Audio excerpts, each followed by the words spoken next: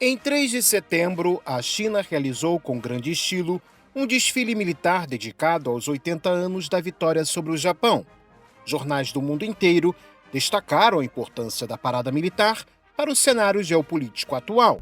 Aliás, no desfile, os chineses revelaram suas novas armas e destacaram suas alianças com países próximos. Contudo, praticamente ninguém deu foco à essência do desfile, que era comemorar a vitória sobre o Japão. Talvez a razão seja nós estranharmos de início a celebração chinesa.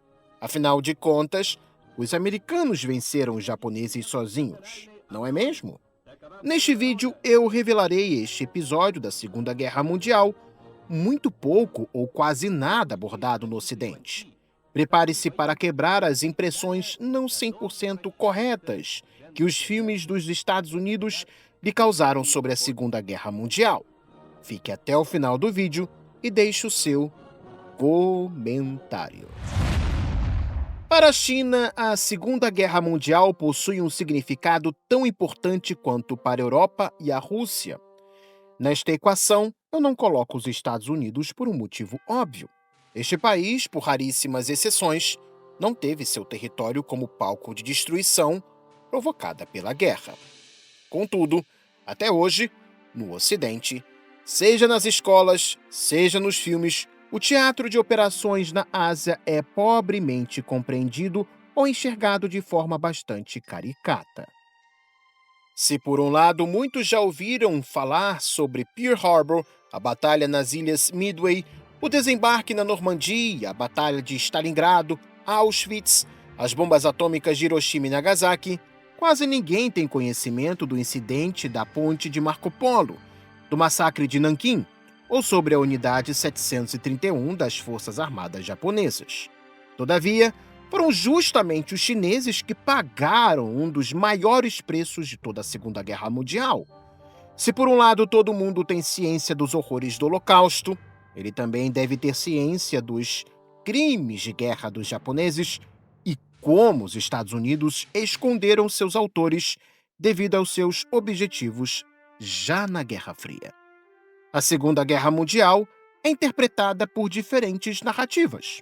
Os europeus afirmam que seu início se deu em 1º de setembro de 1939, quando Hitler invadiu a Polônia. Para a União Soviética, o mais pesado foi a Guerra pela Pátria, quando Hitler invadiu seu território em 22 de junho de 1941. Já para os americanos, a guerra só teve real sentido em 8 de dezembro de 1941, quando o Japão atacou Pearl Harbor. Mesmo assim, todas estas narrativas mostram em conjunto todo um quadro de vítimas e agressores. Porém, nos últimos anos, a memória coletiva está sofrendo ataques do revisionismo, quando se tenta relativizar os crimes da Alemanha, do militarismo japonês e também de seus aliados. Agora, no Ocidente, a União Soviética tem sido até pintada como culpada pelo início da guerra, com distorções sobre o real sentido de episódios diplomáticos entre a União Soviética e a Alemanha antes da guerra. A libertação da Europa por parte das forças soviéticas agora é classificada como puro expansionismo de Moscou. O simples fato de os soviéticos serem os responsáveis pela esmagadora maioria das baixas alemãs e terem chegado primeiro a Berlim não são levados em conta. Para alguns, foram os britânicos e americanos que nem destruíram 20% das forças alemãs, os grandes vencedores. Mas a verdadeira história dos fatos mostram que, para a China, a guerra começou em 18 de setembro de 1931, quando o Japão invadiu a Manchúria e criou um estado marionete chamado de Manchukuo. Esse foi o marco do início da Guerra de Resistência Chinesa. Apesar de ser econômica, tecnológica e militarmente mais fraca, a China resistiu ao Japão por mais de 14 anos. O Partido Comunista da China assumiu a liderança no enfrentamento dos invasores, declarando guerra ao Japão já em abril de 1932, em contraste com o governo do Kuomintang de Chiang Kai-shek, que tendia a política de apaziguamento e muitas vezes tratava os comunistas como uma ameaça maior do que os ocupantes japoneses. No final de 1936, os comunistas e o Kuomintang concordaram em formar uma frente unida, mobilizando a resistência em todo o país. Isso se tornou crucial após o incidente da Ponte Marco Polo em 7 de julho de 1937. Na ocasião, tropas imperiais japonesas, estacionadas nos arredores de Pequim, de acordo com tratados internacionais, realizavam um exercício noturno. Um soldado japonês foi dado como desaparecido, que foi mais tarde encontrado ileso. E os japoneses exigiram entrar na cidade vizinha de Wanping para procurar o soldado. As tropas chinesas recusaram, gerando tensão que rapidamente escalou para a troca de tiros entre as duas forças. O Japão respondeu enviando reforços e iniciou uma ofensiva total contra Pequim e Tianjin. Em poucas semanas, o conflito se espalhou para outras regiões, marcando o início oficial da invasão japonesa em larga escala da China. Seguiu-se o brutal massacre de Nanquim, durante o qual as forças japonesas mataram pelo menos 300 mil civis e prisioneiros de guerra em apenas 6 semanas. Na ocasião, entre 20 mil e 80 mil mulheres chinesas foram estupradas, e apesar dos esforços de missionários estrangeiros em criar uma zona de segurança, os soldados japoneses a violaram para continuar cometendo suas atrocidades. A expansão japonesa foi impulsionada por uma ideologia racista de superioridade e pela ambição de dominar toda a Ásia, algo impressionantemente semelhante à busca de Hitler por seu espaço vital e por um império europeu. Contudo, o projeto japonês na China saiu caro demais e demandou sacrifícios a diversos planos de Tóquio. Com o início da Segunda Guerra Sino-Japonesa em 1937, após o incidente na Ponte Marco Polo, ambos os países travaram inúmeras batalhas. A China manteve quase 4 milhões de soldados mobilizados durante a guerra. Para armar suas forças, os chineses receberam a ajuda da União Soviética, dos Estados Unidos e do Reino Unido, além de pequenas fábricas de armamentos locais, e além de tomar as armas de militares japoneses mortos ou feridos durante os combates. Os comandantes chineses recorriam frequentemente a táticas de guerrilha, que causaram ao longo do tempo consideráveis perdas entre as forças japonesas.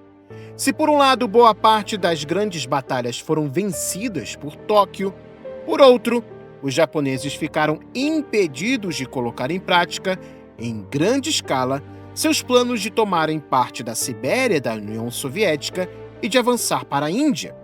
Pode-se dizer que a resistência chinesa, desde 1937, ou seja, quando ainda nem europeus, nem americanos e nem soviéticos lutavam contra o eixo, foi fundamental para minguar o exército nipônico. Tóquio gastou muitos recursos e soldados na tentativa de dominar a China. Sem a conquista completa dessa, os japoneses não poderiam avançar ainda mais pela Ásia. Tampouco poderiam se concentrar em outros trechos da linha de frente com os Estados Unidos na região do Pacífico. As estimativas mais realistas apontam que as baixas japonesas foram de pelo menos 1,5 milhão de soldados entre mortos e feridos só na China. Diferentes cálculos apontam que os chineses foram responsáveis pela destruição entre 1/3 e 2/3 das forças japonesas, um resultado formidável para um país que teve quase sua capacidade industrial destruída pela metade e que não era visto como uma potência militar. A resistência chinesa foi crucial para drenar recursos militares japoneses por 8 anos de guerra até 1945. Mantendo o Japão enfraquecido, a China ajudou os Estados Unidos a avançar pelo Pacífico, enfrentando menor resistência nipônica. Sem o fronte chinês, o Japão poderia ter concentrado mais forças no Pacífico, tornando a guerra mais difícil e demorada para os aliados. Essa é uma das razões pelas quais a China foi considerada uma das potências vencedoras da Segunda Guerra Mundial, ganhando inclusive lugar no Conselho de Segurança da ONU. Contudo, isso não foi sem sacrifício. A China perdeu entre 10 e 20 milhões de cidadãos mortos, entre civis e militares.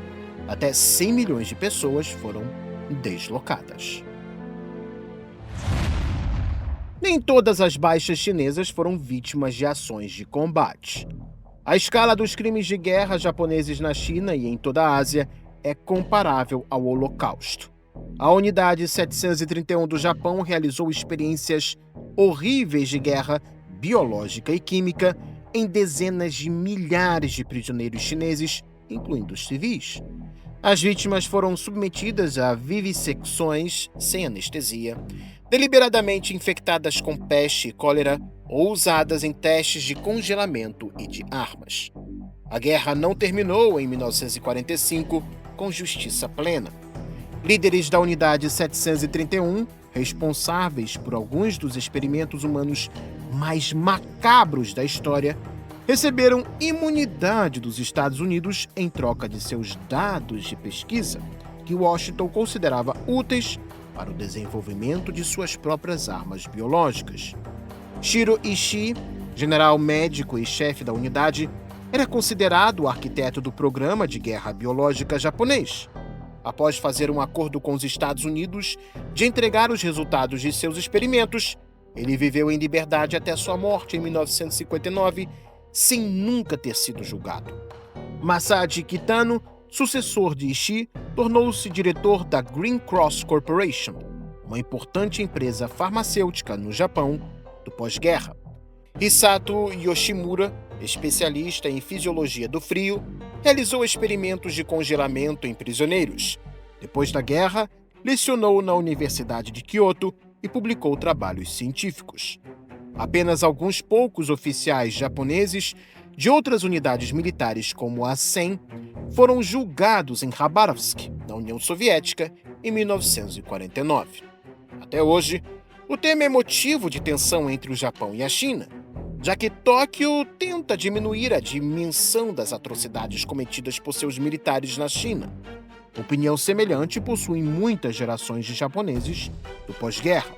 Pode-se dizer que este é um dos episódios mais controversos da história do Japão, já que muitos de seus cientistas renomados que desenvolveram sua indústria farmacêutica foram, durante a guerra, verdadeiros criminosos e nunca pagaram por isso.